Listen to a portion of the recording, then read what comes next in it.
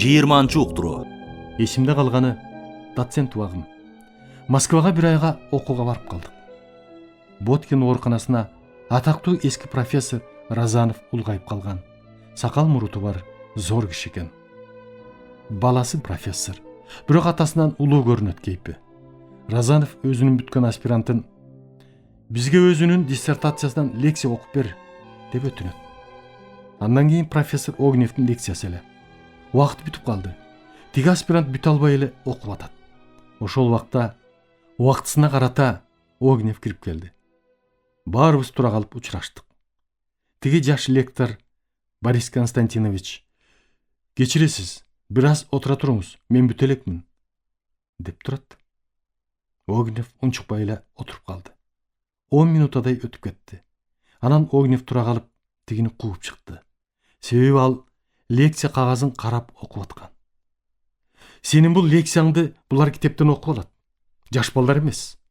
Сен өзүңдүн ишиңди, кагазыңды тиктебей, өз сөзүң менен айтып берсең кызык болор эле. Түш!" деп кууп чыкты. Эртеси мененки жыйында толтура зал. Профессор Разанов дагы аны угуп калган экен. Тиги аспиранттын элдин көзүнчө кандай Огневди күттүргөндөй, отура тур дегендей. Огнев келгенде сен эмес, мен болсом дагы чыга качат элем деп. Ошол убакта мен доцент элем. Разановго бир ай окууга барганбыз. Барганча мен өттүн таш оорусун өздөштүрүп, бир топ операция жасап, илимий китептердин бир тобун окуп, түшүнүгүм түзүк эле болуп калган. Барганда Союздан 10 доцент барыппыз. Разанов бизди бир профессор аялга тапшырды. Ошол аялдын карамагында болдук. Бир күнү ошол профессор аял операция жасамай болду. Дагы бир хирург аял менен биз 9-убуз карап отурабыз. Ага чейин түшүндүрүп, ооруну көрсөттү. Ооруган толугураак аялдын денеси саргарып кеткен. Операция жасап атышат. Көпкө чейин кыйналышты. Эмне себептен саргараарын чукулап атып, ташы бар экен, ары түртүп жибердик деп түтүк тыгып салышты. Бүттүк деп жаап атат. Мен ошол замат суроо бердим: "Бүттүңөрбү?" Тигилер "Бүттүк" дейт. "Силер мени кечирип койгула. Менимче ташты тапкан жоксуңар. Ары дагы түрткөн жоксуңар" десем, тигилер "Биз жасап атабыз да, бизге белгилүү болуп атпайбы" дешти. Мен "Извините, мы ваши ученики" деп чыгып кеттик. Эртеси келип, ошол оорулуу жаткан палатага кирип барсам, салган трубкасынан эчтеке чыкпаптыр. Эгер өттүн түтүгүнө туура салынса, өт ошол трубка аркылуу тышка жок дегенде 300-400 грамм өт суюктугу чыгыш керек эле. Сурадым: "Оорудан өт чыктыбы?" деп. "Жок, эчтеке чыккан жок" дейт.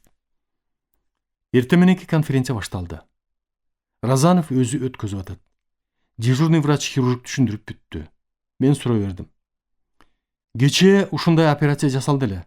Канча өт чыкты?" десем, тиги врач эчтеке чыккан жок дейт. Мен Разановго суроо бердим: "Эмне үчүн өт чыккан жок? Эгерде трубка өттүн түтүкчөсүнө коюлса" десем, Разанов "Кто оперировал?" деп сурап калды. Тиги аял туруп "Мен" деди. "Анда түшүндүрүңүз бул коллегага." "Куда девался желчь?" деп. Тиги аял жасаганын айтмыш болду. Разанов Топчивашвили деген жаңы илимдин доктору бар экен. Ошого тапшырды. "Токтоосуз фистулиграфия жасап текшер. Өт кайда кетти?" деп. Бүттүк. Чыктык. Топчивашвили оорулууну каталкага салып, рентген кабинетке алып барды. Мен калбайм артынан чуркап. Тиги профессор аял мени өтө жаман көрүп калды. "Эмне эле мынча кызыгып чуркап калдың?" дейт. Мен айттым: "Үйрөнгөнү келдим бул жакка" деп. Рентгенге тартса, трубка тышында эле турат. Өттүн трубкасына салынган эмес. Разанов көрүп: "Тезден кайра операцияга" деп Топчивашвилиге тапшырды. Мен калбайм артынан чуркап. Кайра жасашса, өттүн ташы өт жүрчү түтүктүн ичинде жатат. Аны ачып, ташты биздин көзүбүзчө сууруп чыкты. Ошол бойдон ал профессор аялды бизге көрсөткөн жок. Ошондон тартып Топчубашвили экөөбүздүн мамилебиз абдан жакшы болуп кетти. Үйүнө чакырып конок кылды. Менден сурады: "Мамбет, сен муну кантип байкап калдың?" деди. Мен: "Бул оору жөнүндө менин түшүнүгүм бар. Ушунун үстүндө өзүбүздө иштеп жүрөм", дедим. "Бул жагынан азаматтык кылдың." Эми тиги аялдын шоору катты. Разанов абдан тилдеп: "Какой позор! Бир келген курсант бүт баарыбыздын абийирибизди чыгарып кетти", деп. Ошол убакта кээ бир Москвадагы хирургдар бизди 3-сорттогу элдер деп эсептешсе керек.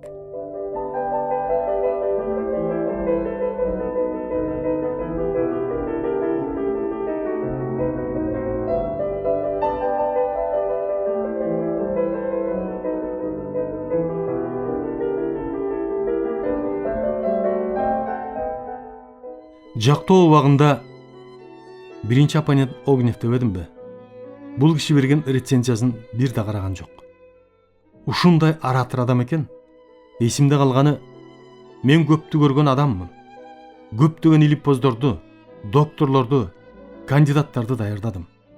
Көптөгөн илимпоздорго оппонент болдум. Бүгүн мен Мамакеевдин ишин карап отуруп, сүйлөп атканын көрүп ыраазы болдум.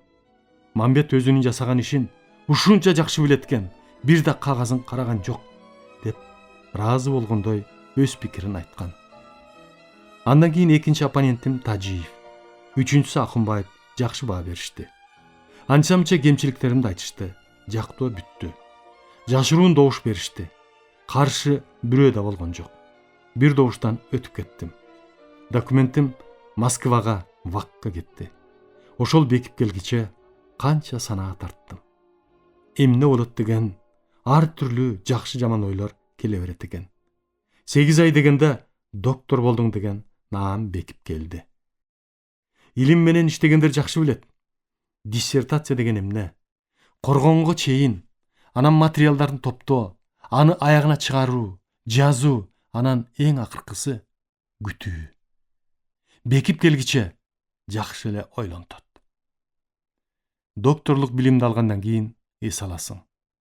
Жогоруда айтылган убара, азап тосоктор ушул диплом менен чыгып кетет. Анан ошол дипломдун өнөгүн көрө баштайсың. Ассистент, доцент, доктор, профессор болуу. Булардан дагы бир этаптан экинчи этапка өтүш дагы өтө оор. Түйшүк жасаган эмгегиңе карата болсо, илгери кадам боло берет. Бул наамдарың жок болсо, ассистент, доцент, кафедранын башчысы боло албайсың. Профессор Огневдин айткан сөзү ушул күнгө чейин эсимден калбайт. Бул кишинин сүйлөгөнүн бир топ эле угуп калдым. Эми укмуш, укулуктуу, жекеле медицина, хирургиядан эмес, дүйнөдөгү жаңылыктарды, тамашаны аралаштырып сүйлөгөнү мага өзүнчө айтып берди. Негедир мени жакшы көрүп калды. Мамбет, сенин кулк мүнөзүң, сүйлөгөнүң көп жери мага окшоп кетип атасың. Экөөбүздүн мүнөзүбүз бирдей көрүнөт. Хирург кээ бир жерде кайраттуу, чечкиндүү болуш керек. Мен өзүмдүн өз башымдан өткөндү айтып берейин, деп калды.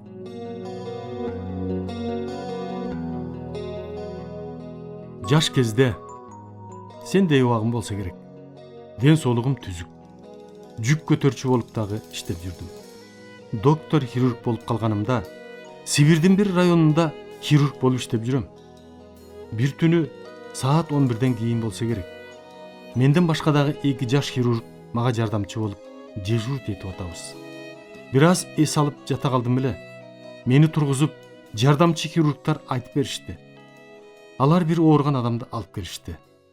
Грыжа, бизче чурку дегенди түшүндүрүп кетейин. Адамдын денесинин кээ бир жерлеринде тубаса көңдөй тешиктери болот. Бул тешиктердин өзүнүн дагы бир органы ошол тешиктен башка жакка өтүш үчүн, мисалы, эркектин жынысында же жумурткасын каптап турган баштыкчасы же мүшөгү дейбиз. Ошол жумуртка ичинен бери чыкканда, жумуртканын тукум жүрчү түтүгү ошол тешик аркылуу өтүп, табарсыктын алдында жаткан безге биригет. Бездин ичинен ачылып, сийдик чыкчу каналга кошулат. Ошентип сийдик да, тукум да ошол сийдик чыкчу канал менен кетет.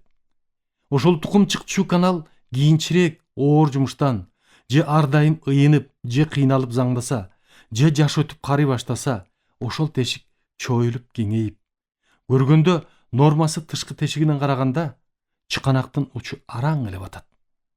Ал эми грыжа болуп калганда чоң бармак же эки бармак өтүп чоңоюп кеткени билинет. Муну ооруган адам тез эле билет. Себеби мурун бир эле калыпта жүргөн калтасы грыжа болгондо чоңоюп, ичегиси ошол жакка түшкөнүн билет. Ооруган адам өзү колу менен ушалап, ичин көздөй түртүп, ичегисин кайра ордуна жиберет. Ичегинин ичинде суу, ичкен тамак-аштар болот. Ошол аракет кылып, кайра түртүп, тыгып атканда, ичеги куршар этип кайра ордуна келет. Ошондуктан чурку деп калса керек кыргыздар. Эми кээде ушул чыгып кеткен ичеги күч менен көбүрөөк чыгып кетсе, грыжанын мойну кайра киргизилбей кысып калат. Кыскандан кийин ооруган адам буга чейин өзү эле оңдой бербеди беле, кысылбаса, көпкө чейин жыл бою жашай берет. Ал эми бул жолу канча аракет кылса дагы ордуна сала албайт. Кысылганда өтө катуу оорутат. Ичегиден эчтек өткөзбөй, азабын жанына берет. Мына ушул убакта тез операция жардам бербесе, муунган ичеги чирип, тешилип, перитонитке жеткизет. Адам тез майып болууга мүмкүн. Айыгыш үчүн операциядан башка эч дары-дармек жардам бербей калып, адамды майып кылып коюшу мүмкүн.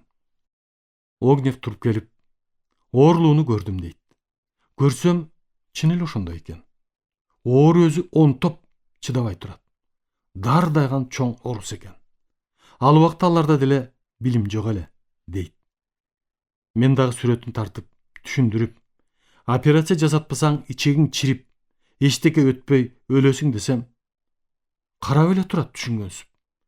Макулсуң операцияга десем, жок, жөн айыктыргыла деп болбойт. Тиги эки хирург дагы мага баргыча абдан түшүндүрсө, дагы айткан эле жообу, жок, жөн дарылагыла, дейт. Огнев ачуум ушунча келе түшүп, тумшуктан арып коюп калдым эле, кулап түшүп, башы стенкага бир урулуп, бир аздан кийин тура калып, эми түшүндүм, жасай бергиле, деп турбаспы, дейт. Ушул Огневдин айтканынан 57 жыл өттү. Эч качан унутпайм. Кээде мен да колдоно коюп жүрдүм.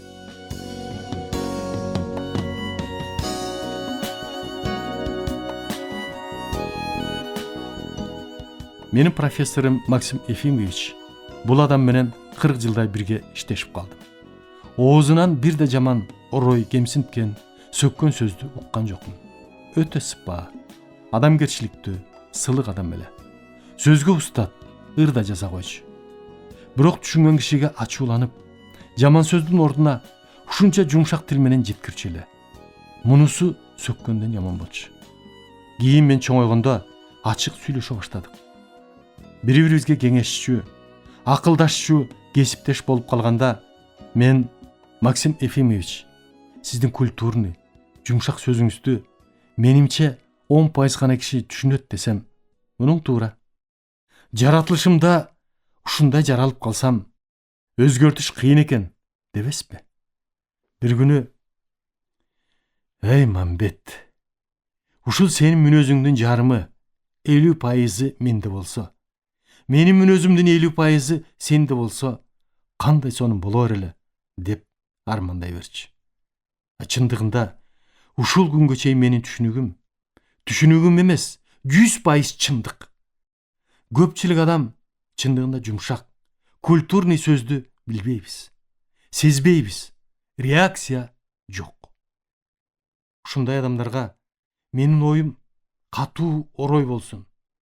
Жакшы сөз болбосун, жанына тие турган, эсине келе турган бир катуу сөздү айтсаң, жалт карап түшүнгөндүгүн сездирет. Көрүп атпайбызбы? Түшүнгөн чоң жерде иштегендерди. Сөз жетпесе, колу буту жардам берип жибергени менимче эң туура. Илимдин доктору болгондон кийин дагы эле баягы көнүмүш иш. студенттерге лекция окумай, сабак бермей, эң негизгиси күн түн дебей тыным жок. Ар түрлүү ооруларга операция жасамай.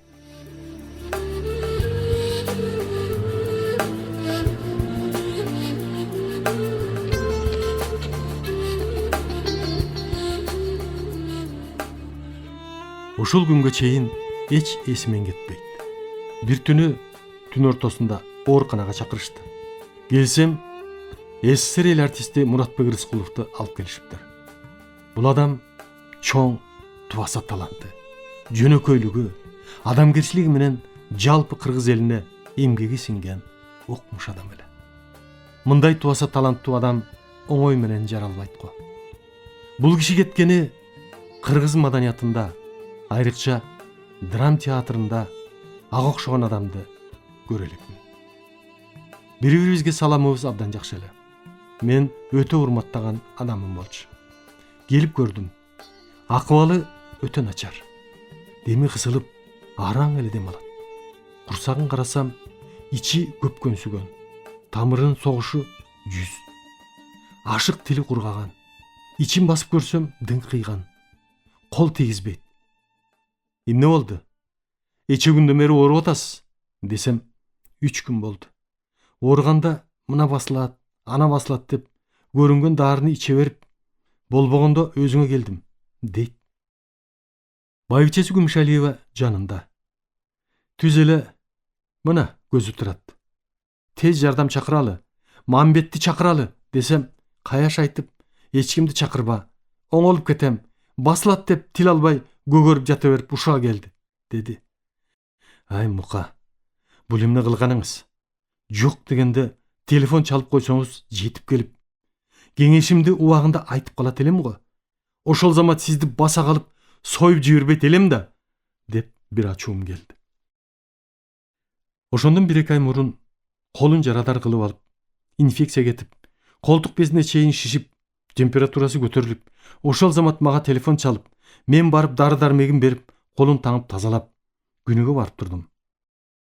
Бир күнү бир аз кечигип калсам, Мукам, "Ой Мамбет, эмне болдуң?" деп чалып жиберди. Муну айттым. Өткөн жолу ошол кичине жара үчүн ошентиңиз эле. Эми бул жолу 3 күн кыйналып, кантип чыдап көгөрүп жаттыңыз? Дегем. Жаңылыштык. Тарап кетет го деп ойлодум. Диагнозу острый аппендицит. Аппендициттин өтүшүп, жарылып ичине тарап, перитонитке айланып кеткен түрү деп. Ошол замат операция жасалды. Так ошондой болуп чыкты. Чириген аппендицитти алып салып, ичин 2-3 литр фурацилин менен тазалап жууп, бирок перитониттин бир жаман жери ичеги паралич болуп кыймылдабай, иштебей калат. Ошол иштебей калган ичеги 3-4 күндөн кийин кыймылга келип, иштеп кетсе, адам аман калат. Бул кишинин аман калышы 5% калган. Операция убагында көрүп алып, операциядан кийин ушунчалык капа болуп, кайгырып чыктым. Операциядан кийин болгон аракетибизди күн түн дебей, жанында отуруп аракет кылдык. Болбоду. Эртеси наркоздон кийин эсине келгенде, эстүү адам эмес беле. Билди эмне болорун.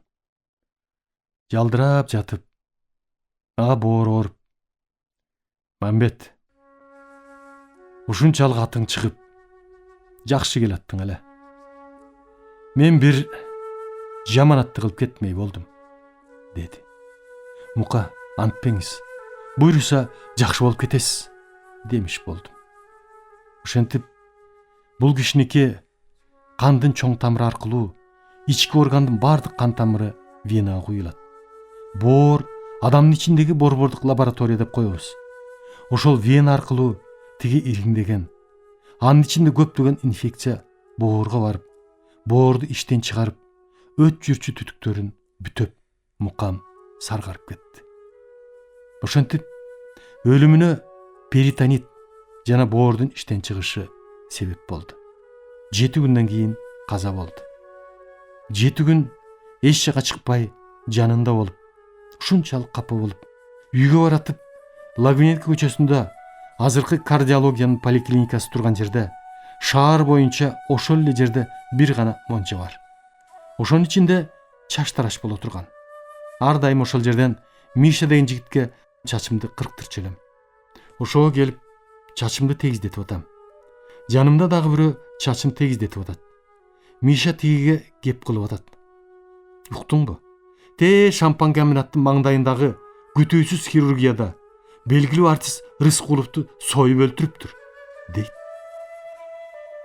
Мен башым айланып, көңүлүм караңгылай түштү. Жаман болуп баратам. Тура калып, эшикти көздөй чуркадым. Миша артыман эмне болду? Тегиздеп бүтө элекмин, деп жарымын тегиздеп, калганына карабай бир аз эс алып туруп үйгө жөнөдүм.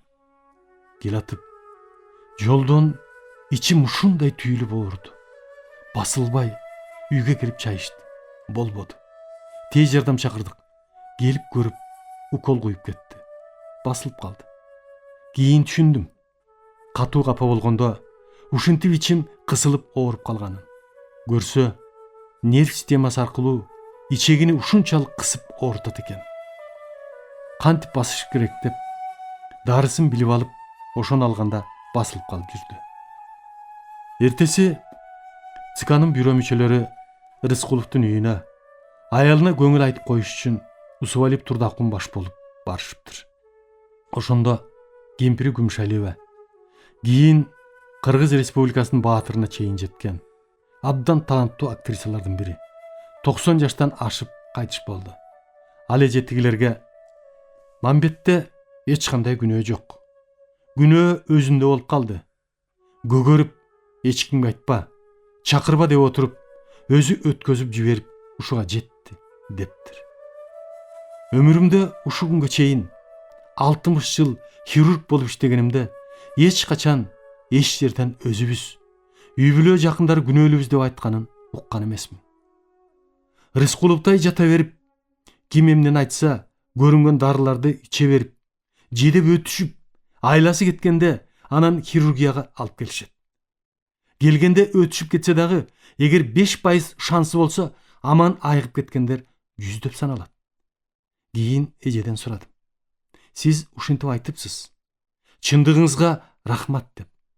Өлөр өлгүчө мага жакшы мамиледе болду. Башкага ушинтип өзүлөрү күнөөлүү болуп кайтыш болсо, ар дайым ушу күнгө чейин угам. Биз жакты көрсөтүп, өмүрүндө ооруп көргөн эмес. Кокус болуп ооруп калып, могу жердин хирургтары баса калып союп өлтүрүп койду, деп. Өзүлөрү, үй бүлөсү, туугандары баары көрүп билип, күнөө өзүлөрүндө экенин билип турса дагы, тескери айтып, хирургтарды жаманатты кылат. Буга мен эчак эле кулагым көнүп калган. Кудай алдында абийирим таза болсо болду. Биз үчүн ушундай эл журтка эмгеги сиңген атактуу адамдарды сактай албай калганда, көпкө чейин унута албайсың, капа болосуң. Айла жок, акырындап көнөсүң.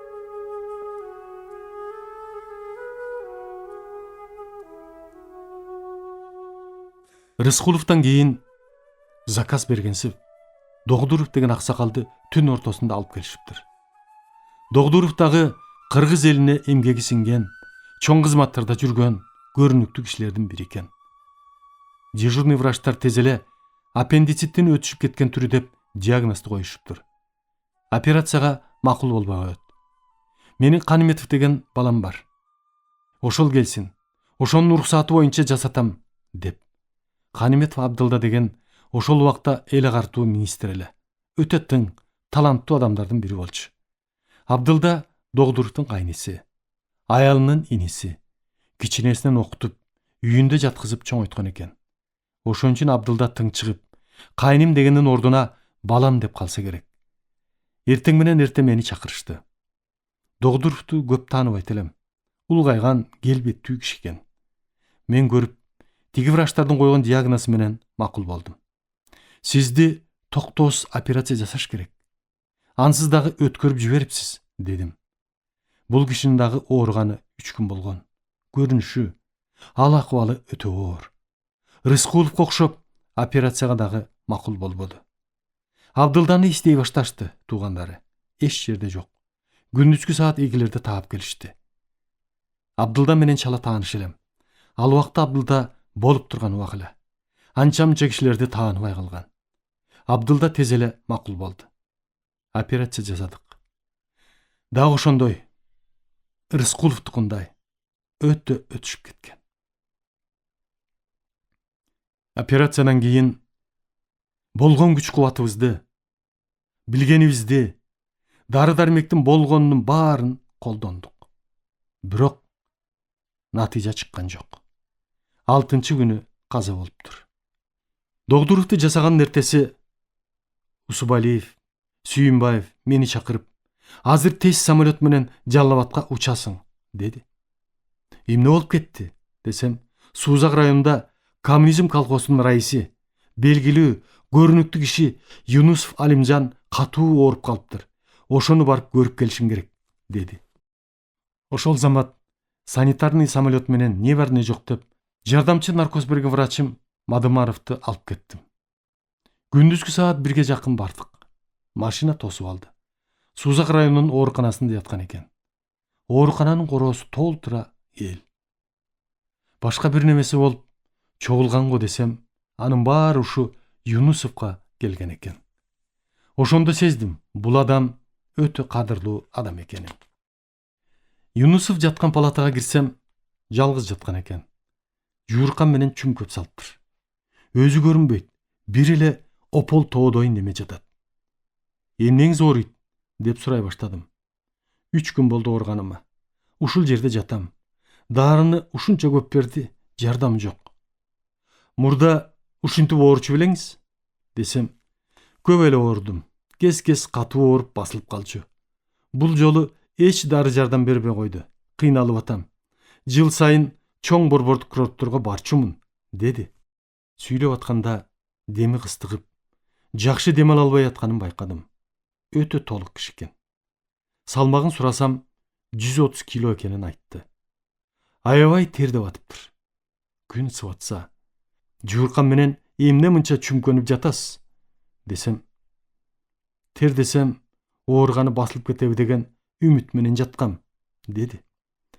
Тамырынын согушу минутасына 120-га чейин. Ичинин көлөмүнүн көрүнүшү өтө чоң. Көрсөтүңүзчү. Кайсы жери ооруй баштады? Ооруп атат. Кемирчегимдин алды, оң кабыргамдын кырынын алды басылбай ооруй баштады. Азыр бүт эле ичим кол тийгизбей ооруп атат. Көрүнүшү өтө начар. Өттө таш бар экен. Анын жанындагы уйку без дагы чочуганын билдим. Перитонитке өтүп кеткени сезилип турду. Көрүп бүтүп түшүндүрдүм. Алимжан эке, сиздин өтүңүздө таш бар экен. Ал таш өт жүрчү түтүккө тыгылып, өтүңүздү бууп өткөзбөй салган. Өттүн түтүгү менен уйку бездин түтүгү биригип туруп, 12 эл ичегиге куят. Уйку без адамдын ичиндеги эң чоң бездердин бири болуп эсептелет. Бул бездин аткарчу милдети өтө зор, 2 милдет аткарат. Биринчиси, бизден суткасына 1 литрге жакын сок иштелип чыгат. Бул сок бездин түтүкчөсү менен жүрүп отуруп, өт жүрчү түтүккө кошулуп, 12 эл ичегиге тамчылап куюп турат. Өткө окшоп, бул суюктук майлуу, күчтүү эт тамакты аш кылып сиңирет. Бул суюктук түшпөй, иштебей калса, эт, май аш болбой, ошол бойдон түшөт.